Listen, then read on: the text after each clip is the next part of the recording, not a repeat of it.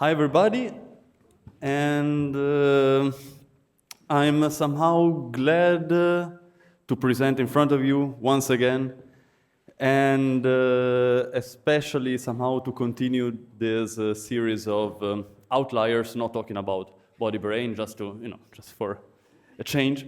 This is in line also with what I presented last year, in which now became like a preprint. I have to stay there. Okay, sorry. In which we are showing that, or testing new ways to parameterizing time series in order to differentiate between brain states. We go on with this. I go on with this line of research of selecting and trying out new ways to investigate brain activity. And one way that has been quite interesting for me recently is try to investigate some new ways of characterizing it in different spaces. One aspect that is quite known is that there is usually a massive mismatch between the channels that we can record, be it neurons, be it bigger neural populations, and the actual behavioral variables that we want to study. So usually we try to select experimental design that vary along a small number of axes. So the question is it possible to compress this multiplex brain activity into low-dimensional spaces? And obviously, yes, it is.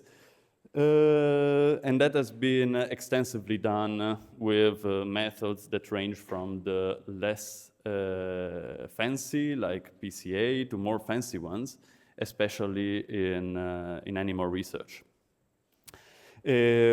So, for example, we can compress brain activity with regard of the stimulus orientation and evaluate how the stimulus orientation changes the brain activity, basically, on different directions that represent the original orientation axis, or even the head direction. So basically, neural activity can represent behavioral variables in a meaningful way in multidimensional spaces.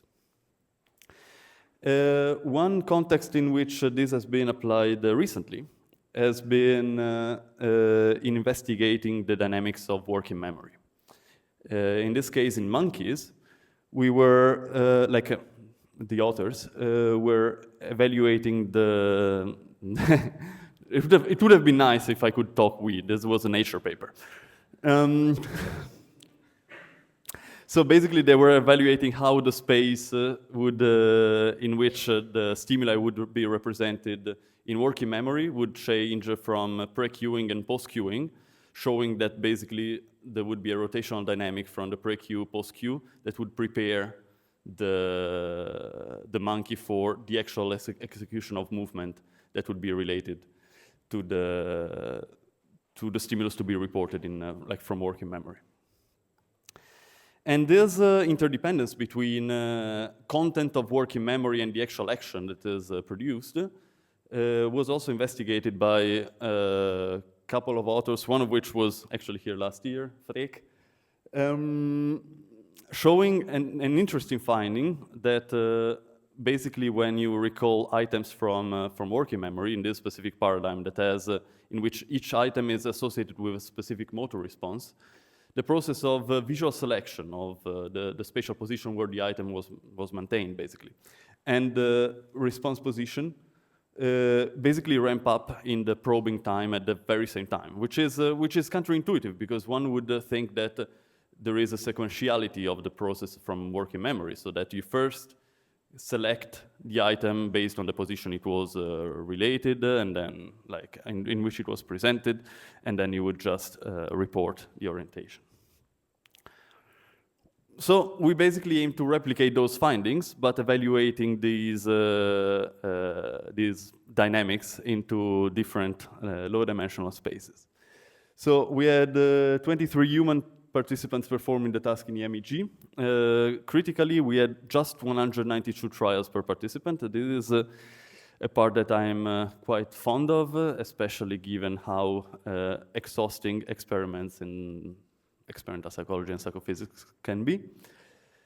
And we compare basically two-dimensionality reduction methods like PCA, linear and unsupervised, and Zebra, which is a recent method that is nonlinear and supervised. Just to give a short overview, this has been published recently, and it's like basically it decompose the neural signals by passing it into a nonlinear encoder and then extracting low-dimensional embedding from the signal. What is particularly interesting in this method, which I think is of particularly interest of all of this audience, is that it is supervised in the sense that you can provide labels on the side, like behavioral labels like, I don't know, attention to the left or to the right, but also signals that change over time continuously. So it has been used often for tracking successfully the position of a mouse in a maze, for example, but in principle it could also be used for like any kind of recording that happens on the side. So think about it. And the third ingredient that we used, especially in this study, was Fréchet distance. So in order to make sense of these components in this multidimensional space, we try to evaluate how basically each single component would affect the difference between experimental conditions. The way Fréchet distance works in a really easy way is to think between the trajectories that the owner of a dog follow by walking the dog and taking basically the shortest leash length. But okay, so as a first step, we were aiming to replicate the original finding for which the motor selection basically happens contemporarily to the visual selection process. And this is basically shown in the comparison between the original study from 2019 and what we show in our data. So not only we can replicate the findings also with way less trials per participant, collapsing all the trials together. We also show that the nonlinear method is slightly better, especially when it comes to the visual selection process. And again, the temporal dynamic somehow follows accordingly. Then, as a further step, we basically characterized how each single component of the 20 selected was differentiating between basically visual and motor selection. And we found that if in the PCA, there is definitely a gradient that goes from the first components to the last ones in terms of distance in between experimental conditions coming from the nature of PCA and based on variance. We find that there are some shared components critically, especially in the Zebra decomposition. And this allows to basically pick single components in order to separate them in terms of the label that is assigned, like left visual selection, right visual selection, and motor response accordingly. And as a last step, we evaluated how this low-dimensional embeddings basically has an effect or like interact with behavioral variability. So we evaluated reaction times in terms of, we evaluated the mutual information between low-dimensional embeddings and reaction time over the whole time window following the probe. If there is a big cluster of mutual information that is likely related to the actual motor response, which is enhanced, which is shown by the curve, the gray curve here. We also show that there is an early cluster in which the low-dimensional embedding basically predict reaction time, also before the actual reaction times happen. So, to conclude, I very much like the approach of reducing data dimensionality, and there is no reason to be scared of it, because one thing that sometimes is like a bit intimidating is that yeah, you go from one space to another, you have many dimensions, many trajectories in multidimensional space, and then you say what we can do out of it. But methods like Fréchet distance, together with some paradigm that can clearly assign labels to that, is important to basically differentiate the trajectories and the neural dynamics. we were able not only to replicate the results of a previous established visual working memory task, but we were also strengthening them by showing that basically visual and motor components shared a real component in the hidden state of the neural dynamics. And we are working on the elephant in the room of these methods, that is basically, yeah, okay, but how do these relate to the actual sensors and spatial positions? But there are ways to link them. I would like to thank you and the collaborators together to all the great people at the IBB in Münster.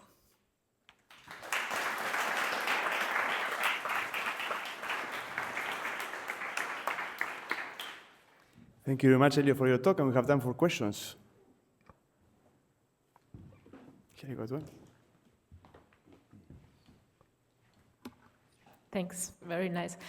To me, the elephant in the room is not so much how it relates to the sensors, but actually how we, decoding whether something is left or right is still something we can observe pretty easily. So do you have experience with like more finicky labels or like more, I don't know, graded labels? Can you speak about this a little bit?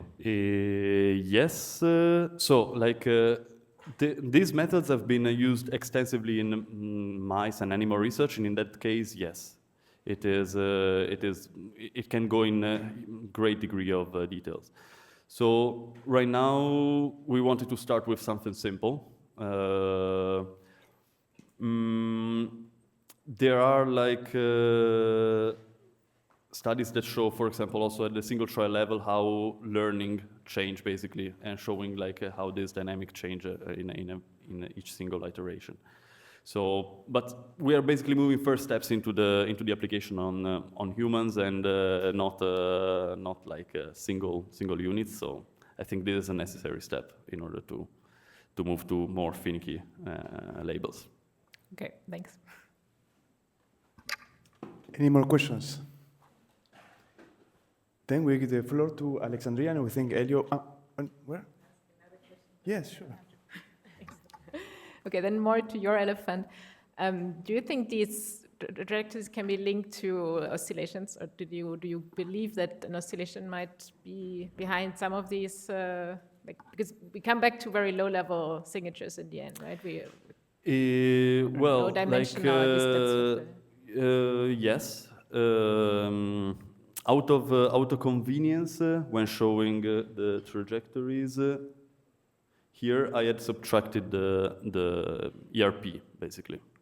So the first element that these low-dimensional embedding capture, when they are applied to a signal that is phase-locked, is obviously the ERP. So then the question is, are the ERP related to oscillations? So, then whether you can actually find the problem in training these algorithms, especially in a supervised way, is that to some degree you have to establish some phase coherence and also determine a length of the window, of the time window in which these are trained on. So basically, also the length of the oscillations or the frequency of the oscillation that you're gonna extract together with their feature would be related to that. But I do think that it is possible.